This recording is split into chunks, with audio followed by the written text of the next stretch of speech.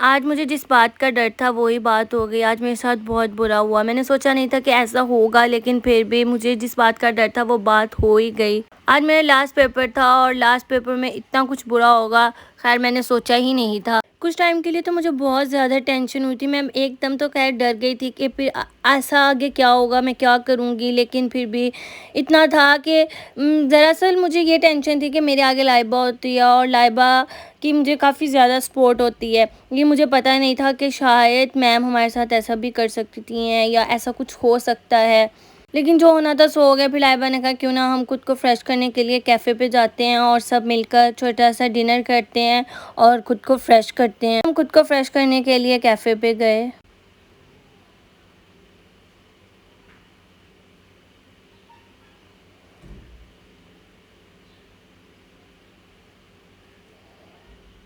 अस्सलाम वालेकुम guys, welcome back to my YouTube channel and other episode. उम्मीद करती हूँ कि आप सब लोग ठीक ठाक होंगे। जो मेरे चैनल पे नए, प्लीज़ मेरे चैनल को सब्सक्राइब करें, वीडियो को फुल वॉच करें, कमेंट करें। Thank you so much. आज मेरे साथ कुछ इस तरह से हुआ कि हमारे घर में कल लाइट ऑफ हो गई थी रात टाइम और मैंने कुछ पढ़ा ही नहीं था। तो मैंने अलार्म लगाया और अलार्म जब बजा तो मेरी आँख ही नहीं खुली, लेकिन मेरी आँख सुबह 6 बजे खुली और मैंने सुबह 6 बजे उठकर पेपर की तैयारी की। सबसे पहले तो मेरे साथ यही बहुत बुरा सीन हो गया था। मैं एकदम डर गई थी कि 6 बजे मेरी आँख खुली और मेरा पढ़ने वाला बहुत ज़्यादा पड़ा था। खैर जल्दी से मैं पढ़ी और उसके बाद यहाँ पर मैंने ना अपने कपड़े आयरन करने थे, कपड़े आयरन किए क्योंकि मेरे पेपर बैक टू बैक थे, कोई छुट्टी नहीं थी इसमें, तो इस वजह से टाइम ही नहीं मिला था कि मैं अपने कपड़े एक दिन पहले आयरन करके रख सकूँ। तो इसलिए भी मैंने लास्ट टाइम पे ही अपने कपड़े आयरन किए और उसके बाद यहाँ पे मैंने रेडी होना स्टार्ट किया। गर्मी बहुत ज़्यादा, इस वजह से फेस के ऊपर तो कुछ अप्लाई होता ही नहीं है सिवाय सन ब्लॉक के। तो मैंने यहाँ पर सन ब्लॉक लगा के रेडी होना स्टार्ट हुई। एक तो पेपर का बहुत ज़्यादा प्रेशर होता है, ऊपर से गर्मी इतनी ज़्यादा है तो समझ ही नहीं आती इंसान क्या करे। वैसे भी गर्मियों में पेपर देना बहुत ज़्यादा मुश्किल है, इतनी ज़्यादा मुश्किल होती है। एक गर्मी का मौसम है, ऊपर से पंखे इतने स्लो चल रहे होते हैं, ऊपर से स्ट्रेंथ इतनी ज़्यादा है। तो फिर भी यूनिवर्सिटी वाले पता नहीं क्यों जून जुलाई में पेपर रखते हैं, यही समझ से बाहर है। बंदा थोड़ा सा मौसम सेट करके देखे, लेकिन उनका क्या है, उन्होंने सिर्फ और सिर्फ हमारी अनाउंसमेंट करनी होती है, हमने ही पढ़ना होता है, हमने गर्मी में पेपर देने होते हैं, उनका कौन सा कुछ जाता है। उसके बाद यहाँ पर मैं भाई के पास गई और मैंने उनको कहा कि मैं रेडी हो गई हूँ, मुझे छोड़ा है। भाई मुझे कह रहे थे कि मैंने भी कुछ खाया पिया नहीं है, मैंने खाना खा लूँ फिर मैं तुम्हें छोड़ा। तो मैंने कहा मेरे पेपर स्टार्ट होने में थोड़ा सा टाइम रह गया, आप खाना आके खा लिएगा, तो पहले मुझे छोड़ा है।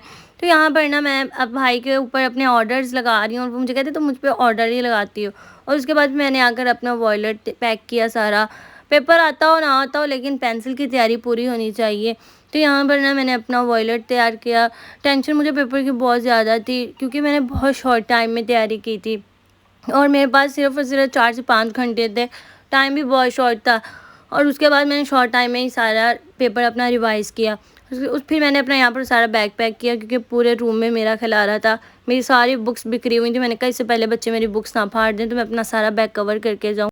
इतने में भाई नीचे आ चुके थे और उसके बाद भाई ने आके अपना हेलमेट साफ़ किया। ये सिर्फ यहाँ पे इनके हाथ में था और उसके बाद फिर फ़ौरन जैसे बाहर निकलते साथ ही मुझे पकड़ा देते जैसे इसको मैंने पहनना हो। सारे रास्ते हेलमेट को मैं पकड़ के लेके जाती हूँ, फिर जब भी ऐसे कोई ट्रैफिक पुलिस वाले नजर आते हैं और फिर हेलमेट को पहन लेते हैं। यहाँ पर भाई धूप का मुआयना कर रहे थे, देख रहे थे कि भाई कितनी धूप है। मैंने कहा जितनी मर्जी धूप है आपने तो छोड़ के आना ही आना है। तो इसीलिए भी बस जल्दी से बाइक निकाले और हम निकलते हैं क्योंकि मैं बहुत ज़्यादा लेट हो रही हूँ। टाइम 1:25 हो गए थे और मेरा रिपोर्टिंग टाइम 1:30 था और सिर्फ 5 मिनट रह गए थे और जाते जाते हुए भी मुझे 5 मिनट लग ही जाने थे। और उसके बाद फिर भाई ने फिर अपना बाइक सेट किया।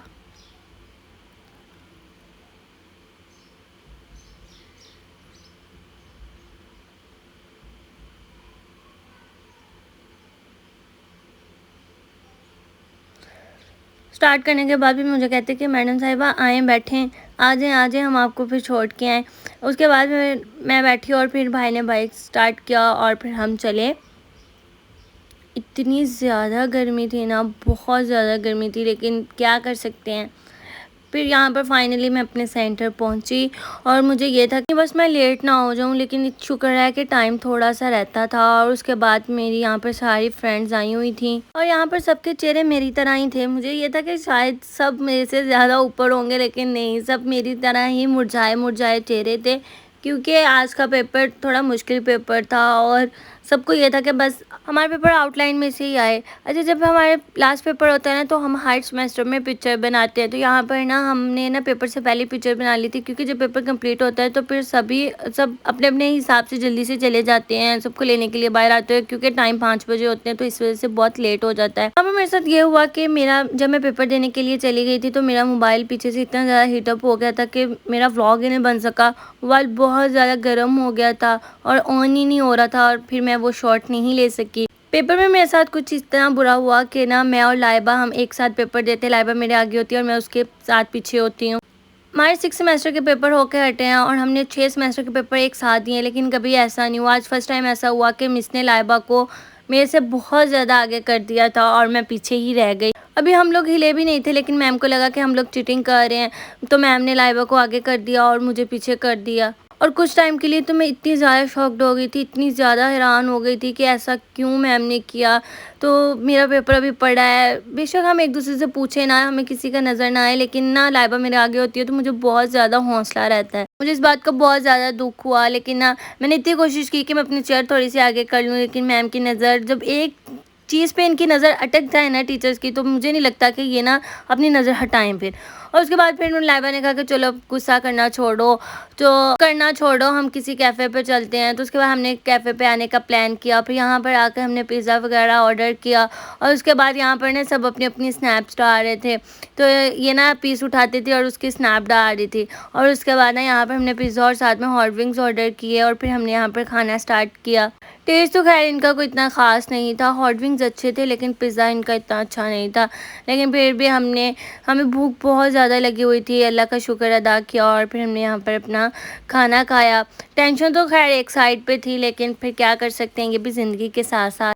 लेकिन फिर भी वही लास्ट टाइम मैं उसको लाइबा को कह रही थी कि मैंने ये नहीं सोचा था कि हमें मैम कभी अकेला करेंगी, लेकिन फिर भी अब क्या कह सकते हैं। और उसके बाद कुछ इस तरह से हुआ कि यहाँ पर हमारा खाना ऑलमोस्ट कंप्लीट हो चुका था, और फिर लाइबा ने यहाँ पर सबसे पैसे कलेक्ट किए।